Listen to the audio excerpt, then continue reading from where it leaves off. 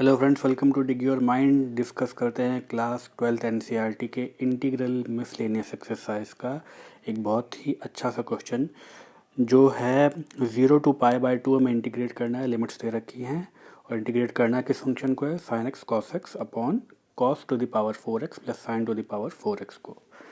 ठीक है, इसके हम दो डिफरेंट मेथड्स सॉल्व करने के लिए आज हम लोग डिस्कस करेंगे। चलिए तो डिस्कस करते हैं हम। मेथड 1 पे आते हैं भाई। देखिए लिमिट्स हमने लगा ली 0 to π/4 sine x cos x upon cos to the power 4x plus sine to the power 4x dx, ये हमारा फंक्शन है। देखिए हम क्या करते हैं, ये एक तरह से हमारे लिए एक स्टैंडर्ड प्रोसेस वाली बात आ जाती है। Cos to the power 4x से हम न्यूमरेटर और डिनोमिनेटर को डिवाइड कर देते हैं। ठीक है, स्टैंडर्ड ऐसा इसलिए बोल रहा हूँ क्योंकि ऐसा कई क्वेश्चन में हम लोग करते हैं। ठीक है, तो cos to the power 4x से हमने न्यूमरेटर और डिनोमिनेटर दोनों को डिवाइड कर दिया। क्या होगा इससे, ये देखते हैं भाई। देखिए अब न्यूमरेटर में साइन एक्स, मतलब न्यूमरेटर का न्यूमरेटर जो है, जो ब्लैक में लिखा हुआ है, उसको मैंने एज इट इज लिख दिया। और cos to the power 4x को मैं क्या लिख सकता हूँ, लिख सकता हूँ cos square x times cos square x. Clear, cos to the power 4x को मैंने ब्रेक कर लिया किसमें, कॉस स्क्वायर एक्स में। और ये जो टर्म थे cos to the power 4x plus sine to the power 4x upon cos to the power 4x, इसके टर्म्स को मैंने इंडिविजुअली डिवाइड कर दिया। ठीक है, तो डिनोमिनेटर का डिनोमिनेटर क्या बन गया, ये cos to the power 4x upon cos to the power 4x plus sine to the power 4x upon cos to the power 4x। क्या फ़ायदा हुआ इसका हमारा, देखिए यहाँ cos x है, यहाँ cos स्क्वायर एक्स है, एक तो ये कैंसिल आउट हो गया। प्लस एक और चीज़ क्या हुई कि cos to the power 4x यहाँ पे है और यहाँ पे ये भी कैंसिल आउट हो गया। ठीक है, तो अब यहाँ पे क्या बन रहा है, देखिए ये न्यूमरेटर में जो बन रहा है, न्यूमरेटर का डिनोमिनेटर ये क्या है, cos x times cos square x. तो ये क्या बन गया, sin x upon cos x which is tan x, और ये cos स्क्वायर एक्स है डिनोमिनेटर में, तो ये बन गया sec स्क्वायर एक्स। ठीक है, लिमिट एज इट इज चल रही है, तो ये क्या बन गया, tan x upon sec square x. कैसे, sin x upon cos x is tan x and 1/cos square x is sec square x.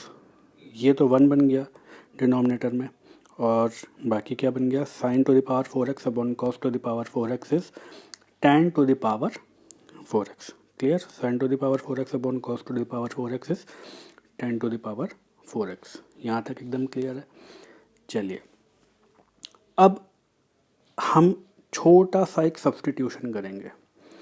Clear है, इसमें हम क्या कर सकते हैं, देखिए अगर हम देखें तो tan स्क्वायर एक्स का डेरिवेटिव हमें बहुत आसानी से सारा काम सॉल्व कर देगा। देखिए कैसे, tan स्क्वायर एक्स को अगर मैंने t सब्स्टिट्यूट किया तो उसका डेरिवेटिव क्या बनेगा, 2 tan x by chain rule, 2 tan x times tan x का डेरिवेटिव किया तो sec square X dx is equal to dt।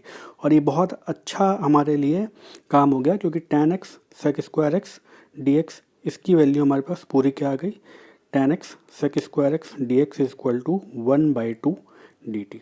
अब तो हमारा काम बहुत ही आसान होगा क्योंकि ये भी पूरा की पूरा कन्वर्ट हो गया किसमें, 1/2 dt में, tan x sec square X dx। ठीक है, tan x sec square X dx is equal to 1/2 dt। Clear, चलिए अब अगर हम देखें तो हमारे पास लिमिट्स चेंज करना है, अभी बाकी रह गया है। तो लिमिट बहुत आसानी से हम लोग कर सकते हैं। इसमें x इक्वल टू 0 पे अगर हम देखें तो tan स्क्वायर एक्स क्या बन गया, t is equal to tan square X था, तो tan 0 क्या होता है, 0, तो tan स्क्वायर 0 भी 0। ऐसे ये π/4 पुट करेंगे x की जगह तो क्या आ जाएगा, x इक्वल टू π/4 पे t is equal to tan square π/4 which is 1, क्योंकि tan π/4 क्या होता है, 1 होता है, तो स्क्वायर भी 1 ही होगा। तो हमारा क्वेश्चन देखिए कितना अच्छा कन्वर्ट हो गया, tan x sec square X dx की जगह तो 1/2 dt कर देंगे, और ये क्या बन गया, 1 प्लस tan स्क्वायर का स्क्वायर है ये, तो ये बन गया t स्क्वायर, क्योंकि tan स्क्वायर इज t, तो tan टू द पावर 4 क्या बन गया, t स्क्वायर। ठीक है, और लिमिट्स हम पुट कर देते हैं ये। चलिए तो हमारा क्वेश्चन किस में कन्वर्ट हो गया, लिमिट हो गई 0 to 1, okay, and 1 plus T square ये कन्वर्ट हो गया। और हमारा जो न्यूमरेटर हमने जो कन्वर्ट किया था तब क्या बन के गया था 1/2 dt। ठीक है, चलिए साहब आगे बढ़ते हैं। और अब ये एकदम क्वेश्चन हलवा बन गया। कैसे बन गया? क्योंकि ये तो स्टैंडर्ड फार्मूला ही होता है। 1/2 क्या आ गया? tan inverse T. ठीक है, 1/1 + t² का इंटीग्रल क्या होता है? tan inverse T. और लिमिट्स लगा देंगे 0 और 1, अपर लिमिट लोअर लिमिट। तो क्या बन गई? 0 और 1 हमारी अपर लिमिट लोअर लिमिट हो, लोअर लिमिट अपर लिमिट बन गई। बस सब पुट कर दी है लिमिट। तो ये क्या बन गया? 1/2 times tan inverse 1 minus tan inverse 0। ठीक है, ये हो गया upper limit minus lower limit. And tan inverse 1 क्या होता है? π/4। एंड tan इनवर्स 0 क्या होता है? 0। तो ये तो 0 ही हो गया। 1/2 times π/4 is π/8। This is the required answer. ठीक है, बहुत आसानी से हमने इस छोटे से सब्स्टिट्यूशन से इसको सॉल्व कर लिया। क्लियर? और ये मेथड रिलेटिवली आसान है। क्लियर? दूसरा मेथड भी आसान है, बट ये मुझे लगता है बहुत जल्दी से हमारा बस एक छोटा सा हमने काम किया, cos⁴x को डिवाइड किया और सोल्यूशन आ गया। उसके बाद ज़्यादा कुछ नहीं करना था। पर कोई बात नहीं, मेथड 2 भी देखते हैं, इससे आपका और थिंकिंग डेवलप होती है। चलिए साहब, हमारे पास 0⁴ sin x cos x upon cos⁴x plus sin⁴x dx ये क्वेश्चन दे रखा था। ठीक है साहब, अब हम नीचे होल स्क्वायर बनाने के लिए जाएंगे। ठीक है, ये a² वाला टर्म मान लेंगे, ये b² वाला टर्म मान लेंगे। तो 2ab हमारे पास नहीं है क्योंकि, तो वो और ऐड और सब्ट्रैक्ट करेंगे। जो हमारे पास एक स्टैंडर्ड टेक्निक होती है वही काम कर रहे हैं। Clear? Numerator as it is. Denominator की अगर हम बात करते हैं तो ये बन गया cos⁴x प्लस sin⁴x। अभी भी लिख लिया। इसमें हमने क्या किया? 2cos²x sin²x ऐड किया और यही सब्ट्रैक्ट कर दिया। क्लियर? चलिए, क्या फ़ायदा हुआ उसका? जैसा मैंने बोला कि ये cos⁴x क्या बन गया हमारा? ये बन गया cos² होल स्क्वायर। और sin⁴x क्या बन गया? ये बन गया sin² होल स्क्वायर। तो ये a² plus b² plus 2ab वाला टर्म बन गया। जैसे मैंने कहा था होल स्क्वायर बनाएंगे तो हमारा काम आसान हो गया। ठीक है, तो बाकी सब कुछ as it is copy paste. और ये बन गया cos² plus sin² whole square. ठीक है, a² plus b² plus 2ab वाले टर्म से बन गया cos² plus sin² whole square. और ये टर्म एज इट इज़ लिख लिया हमने, -2 cos² sin² dx चल रहा है हमारा ऑपरेटर। इसका क्या फ़ायदा हुआ? देखिए, cos² प्लस sin² क्या होता है भाई? 1 होता है। कुछ लोग कहेंगे sin² प्लस cos² पढ़ाते तो बात बराबर है, इतने बड़े हैं हम लोग कि ये बात समझ सकें। तो cos² प्लस sin² 1 होता है, तो ये बन गया पूरा टर्म 1। तो न्यूमरेटर तो मेरा एज इट इज़ है, डिनोमिनेटर बन गया 1 माइनस 2 cos² sin²। ठीक है जी, लिमिट मेरी एज इट इज़ चल रही हैं। तो ये क्या बन गया? sin x cos x upon 1 minus 2 cos² sin²x। अब क्या करेंगे? अब देखिए, अगर मैं इसको देखता हूँ तो मैं ये बात बोल सकता हूँ, इसमें एक टर्म बन रहा है 2 cos x sin x। ठीक है, क्योंकि cos²x तो एक cos x तो मिल रहा है, एक sin x मिल रहा है, यानी कि 2 cos x sin x। और ऊपर भी मिल रहा है हमें sin x cos x या cos x sin x। तो एक फॉर्मूला है क्या? 2 sin x cos x का, उसका इस्तेमाल करेंगे। उसके लिए हम लोग क्या करते हैं, पहले 2 से मल्टीप्लाई कर देते हैं न्यूमरेटर और डिनोमिनेटर के सारे टर्म्स को। क्यों कर रहे हैं? मैंने क्या बोला? एक फॉर्मूला है sin 2x का। ये क्या है? 2 sin x cos x। तो हमने 2 से मल्टीप्लाई और डिवाइड किया हर टर्म को। ठीक है, तो ये क्या बन गया? 2 sin x cos x। ये भी sin 2x बन गया। एक 2 ऑलरेडी था, एक और हमने 2 ले लिया। ठीक है, क्योंकि स्क्वायर था तो यहाँ 2 स्क्वायर होना चाहिए, तभी इसमें कन्वर्ट होगा। आई थिंक बात क्लियर है।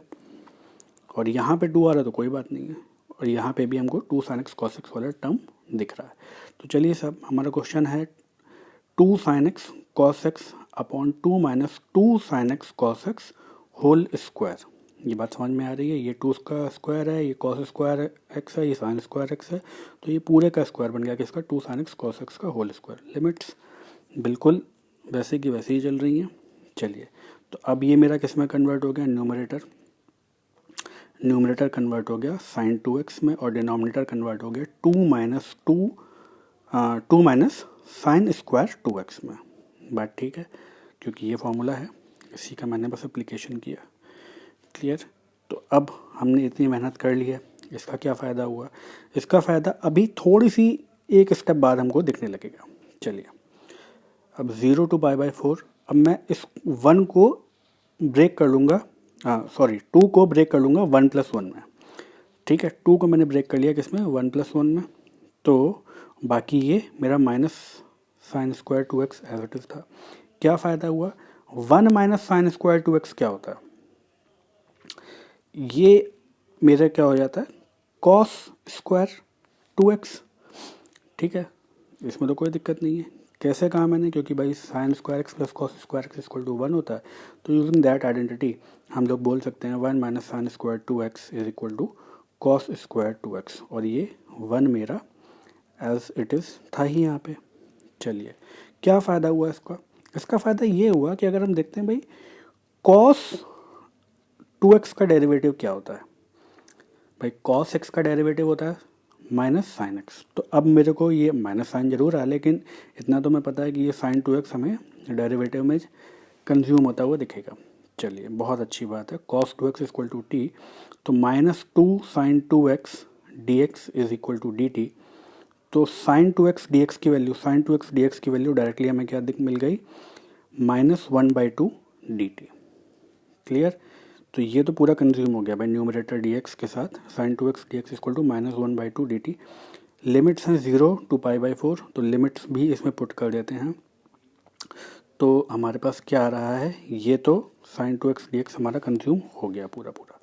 चलिए साहब, अब लिमिट्स आ गई x इक्वल टू 0 पे, t equal to cos 2 times 0, cos 2x था ना, तो ये क्या बन गया? 2 टाइम्स 0 इज़ 0, तो cos 0 which is 1।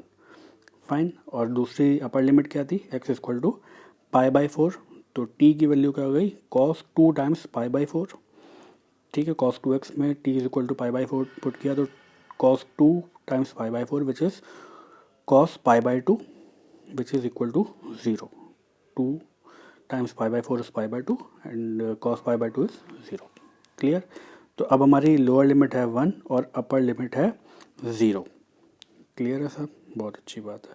-1/2 1 to 0 1/1 plus T square D T, इसमें हमारा पूरा क्वेश्चन कन्वर्ट हो चुका है। कैसे हो गया ये देखते हैं। देखिए भाई, हमारे पास क्या था? 1/1 प्लस कॉस स्क्वायर 2x था, तो 2x कॉस 2x को अपने टी माना था, तो ये पूरा टी स्क्वायर बन गया 1 प्लस, और ये साइन 2x dx पूरा किस में कंज्यूम हो चुका था? -1/2 dt में। ठीक है, लिमिट्स मैंने ऑलरेडी चेंज कर लिए हैं। चलिए, तो हमारा क्वेश्चन किस में कन्वर्ट हो गया? माइनस का 1/2 times 1/1 plus T square D T, 1 to 0 जा रही लिमिट। अगर आप देखें तो जब हमने पिछला मेथड किया था उसमें भी हमारा इंटीग्रल यही बन रहा था, पर लिमिट्स हमारी 0 to 1 थी। 1/2 भी आ रहा था, पर उसमें आपने एक चीज़ और देखी होगी कि यहाँ माइनस नहीं आ रहा था।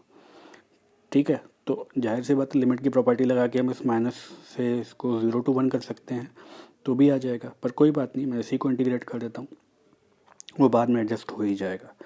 चलिए, तो 1/1 प्लस टी स्क्वायर का इंटीग्रल क्या होता है भाई? स्टैंडर्ड है, 1/2 चल रहा है, tan इनवर्स टी, और लिमिट हो गई 1 से 0, बस लिमिट पुट करेंगे -1/2 times tan inverse 0 minus tan inverse 1।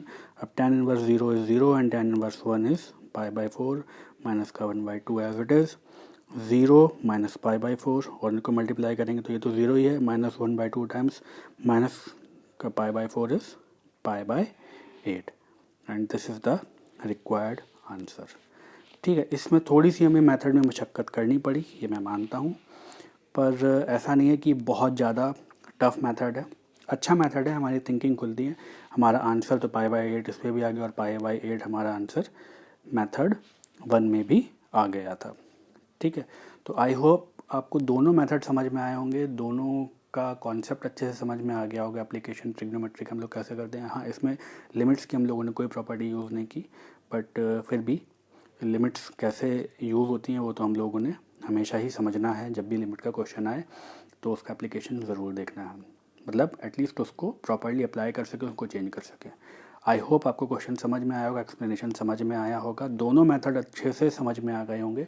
कोई डाउट आता है तो कमेंट सेक्शन में मुझसे पूछ सकते हैं, और पढ़ते रहिए, आगे बढ़ता रहिए। Thank you so much for watching the video.